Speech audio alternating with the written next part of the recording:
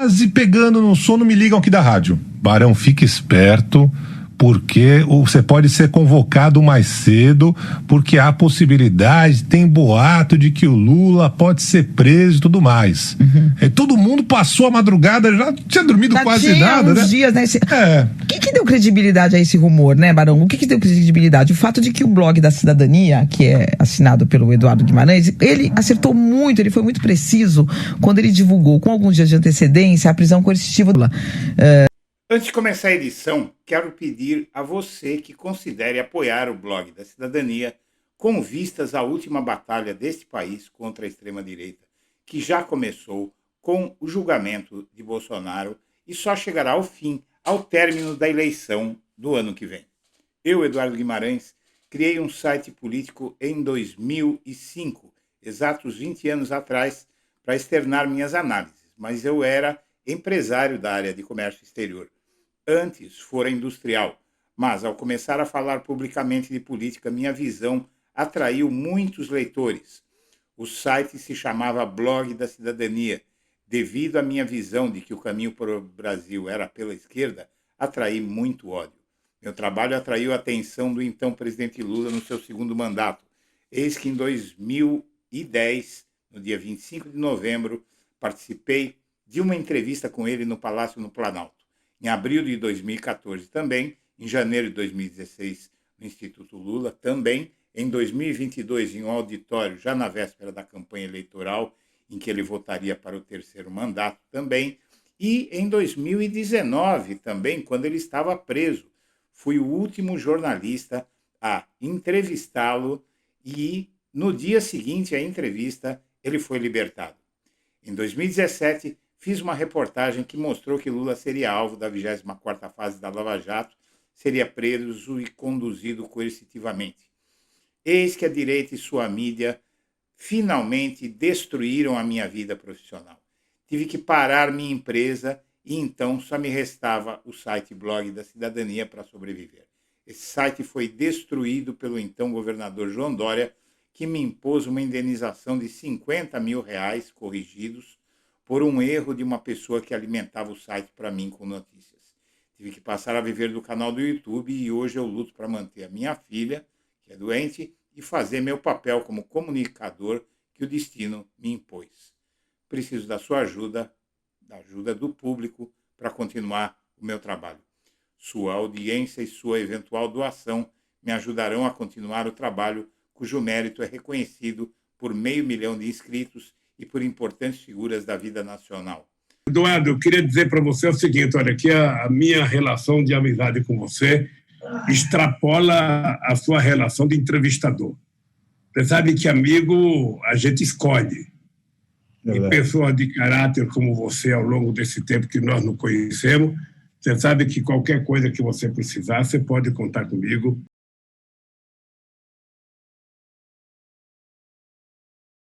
Boa tarde, senhoras e senhores. Hoje é 22 de abril de 2025. São 19 horas. Minha amiga, meu amigo, durante o fim de semana, o Blog da Cidadania publicou várias reportagens antecipando o que aconteceria hoje na primeira turma do Supremo Tribunal Federal, quando seria julgada a denúncia da Procuradoria-Geral da República contra o núcleo 2 da denúncia do professor Paulo Gonet, o Procurador-Geral da República.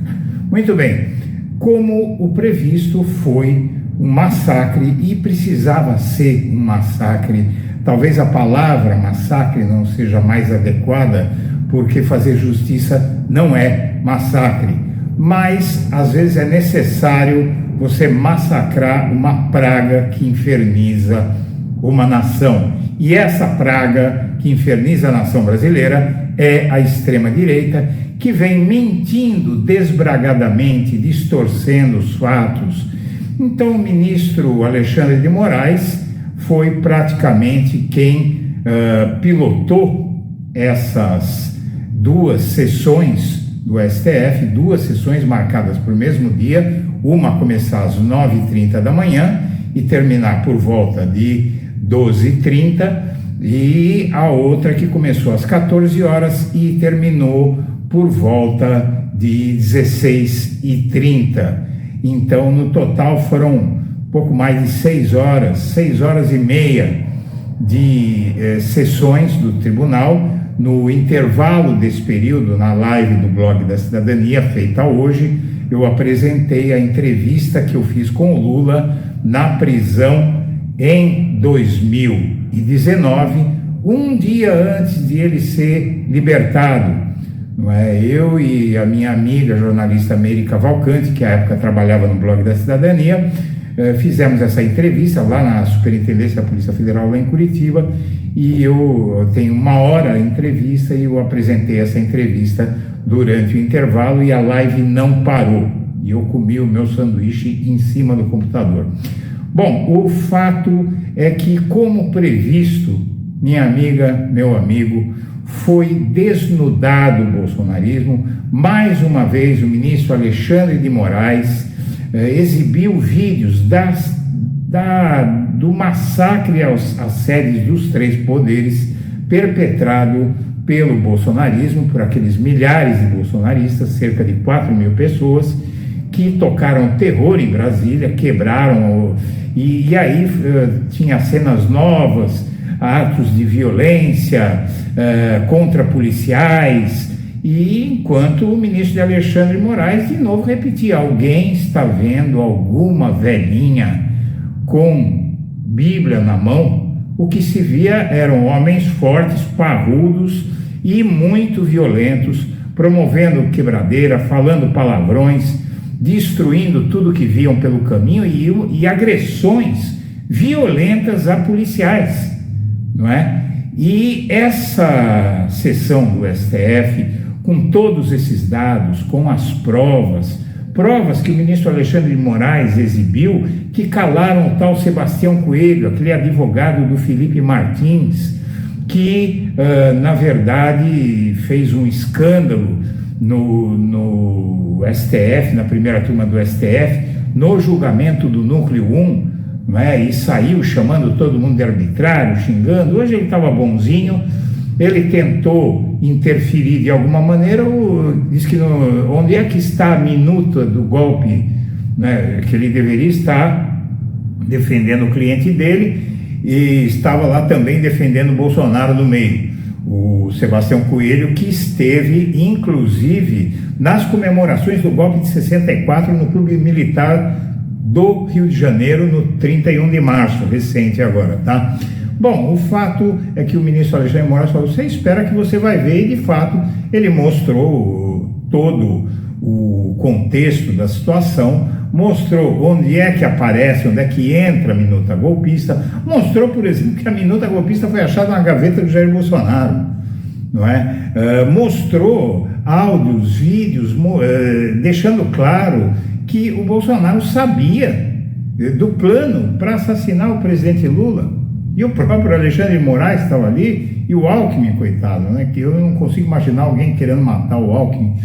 Enfim, eu sei que foi um desmascaramento do Jair Bolsonaro e serviu para mostrar para essas revistas britânicas, o Financial Times e a The Economist, principalmente The Economist, que fez um ataque ao Supremo Tribunal Federal, ao ministro Alexandre de Moraes, recentemente, e eu até copiei no Twitter a The Economist, falei: por favor, assistam, vejam se é isso que vocês estão dizendo que é, vejam a violência, a truculência, porque a gente fica espantado, sabe? Eu fico espantado, gente, como as pessoas, o ser humano tem memória curta. O Alexandre de Moraes, no julgamento anterior, ele disse exatamente o seguinte, que as pessoas têm tendência a esquecer o que é negativo, a gente quer tirar da cabeça. Mas estava tudo lá de novo para refrescar as memórias. Então eu vou mostrar algumas coisas para você, mas esse é o relato, obviamente os 6 condenados, os 6 indiciados pela Polícia Federal e denunciados pela Procuradoria-Geral da República foram convertidos em réus.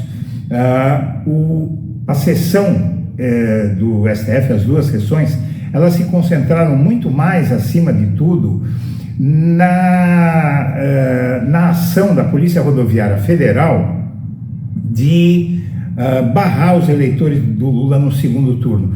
Surpreendentemente, uma das envolvidas no caso, que é uma delegada de nome Marília, agora me escapa o sobrenome dela, que era uma delegada da Polícia Federal, que mandou fazer um levantamento dos locais onde o Lula ganhou a eleição no primeiro turno, para que a Polícia Rodoviária Federal bloqueasse os eleitores do Lula nessas regiões. E, para espanto geral, quem a defendeu foi Eugênio Aragão, que foi ministro da Justiça da Dilma, foi advogado da Dilma no impeachment dela, e ele estava lá e ele disse algumas coisas que eu não chego a entender o que aconteceu com o Eugênio Aragão, dizendo que ela não fez o mapa que ela fez para mandar a Polícia Rodoviária Federal fazer alguma coisa. Ela fez um estudo de onde poderia haver confronto entre os petistas e os bolsonaristas. Não é verdade. E o advogado dela disse o seguinte: olha, ela não entregou nada, ela não teve contato nenhum com o Silvinei Vasquez, que era o chefe da Polícia Federal.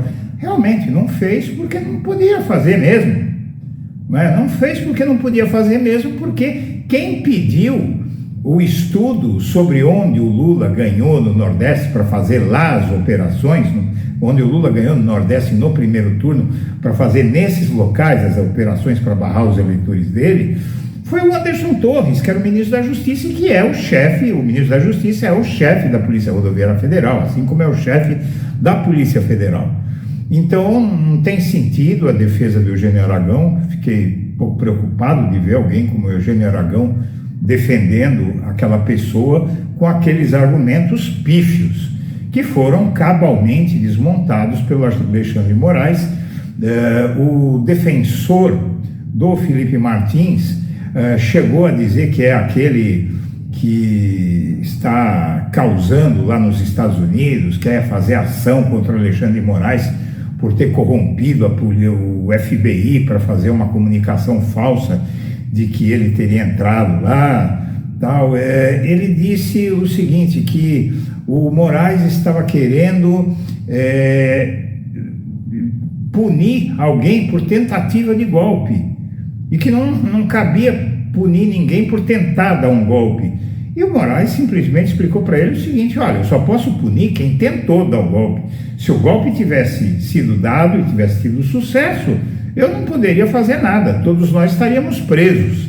Então, o que a lei pune é tentativa de golpe. Tentar dar um golpe é crime. Então, o bolsonarismo foi basicamente desmoralizado, completamente desmoralizado, e essa internação do Jair Bolsonaro caiu no vazio. Ele já está se recuperando, as notícias estão chegando. Na verdade, eu acho que não deveria estar, era na UTI, ele poderia estar no hospital, não na UTI, mas de qualquer forma, ele mesmo deu uma entrevista para o SBT, dizendo as suas mentiras de sempre, dizendo, por exemplo, que ele não estava no Brasil durante o 8 de janeiro, por isso ele não poderia ser acusado.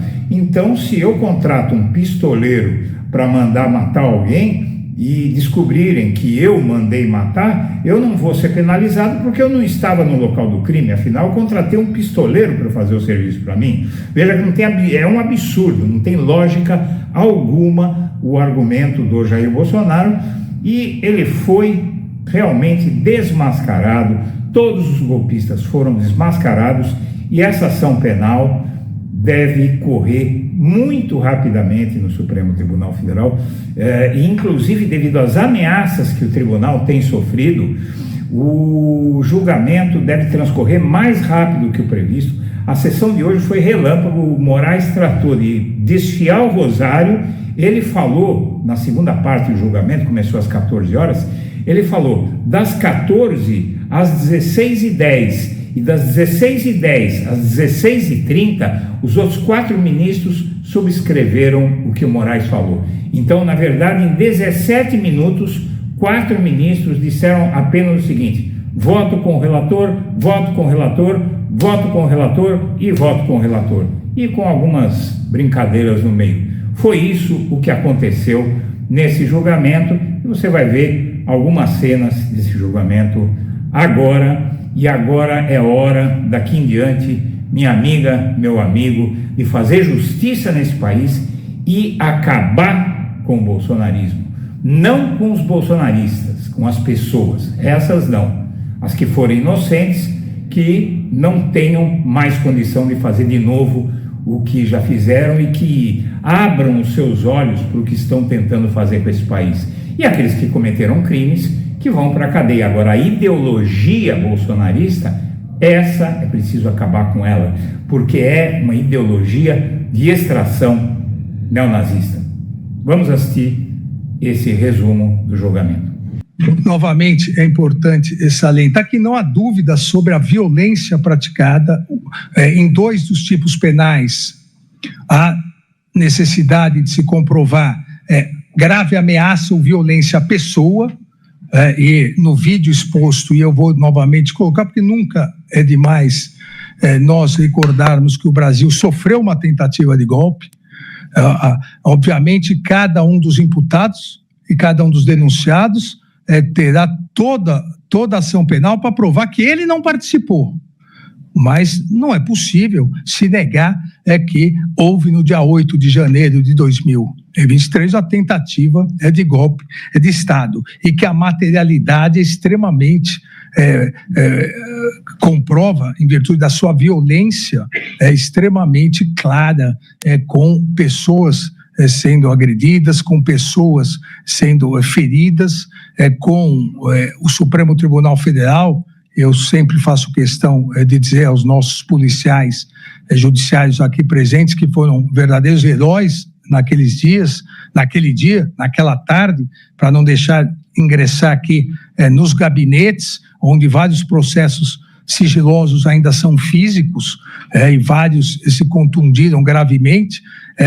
É sempre bom relembrar para que as pessoas não esqueçam e para que as mentiras divulgadas pelas milícias digitais nascidas politicamente no chamado gabinete do ódio não tentem convencer as pessoas de que tudo foi, como eu disse na primeira vez, na primeira sessão de recebimento da denúncia, que tudo foi um passeio no parque. Não, foi muito violento. Então, peço para passar aqui a materialidade, porque isso nós já ganhamos vários momentos.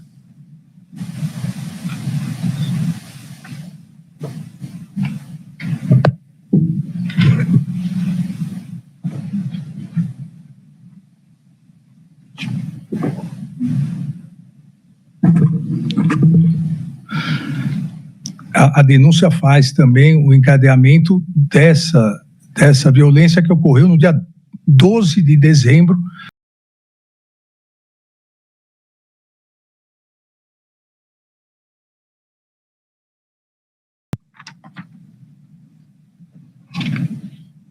Não é possível dizer que isso é um domingo no parque, que os atos preparatórios, aqui foi a bomba que poderia ter matado centenas de pessoas no aeroporto.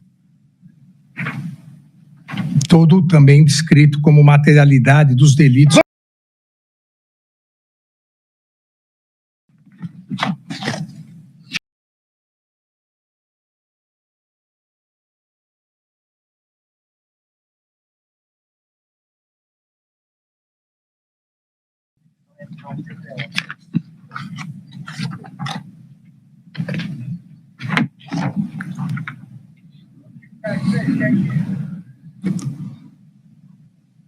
Aqui o momento de onde se rompeu a vedação à entrada da praça, na verdade, na esplanada dos ministérios.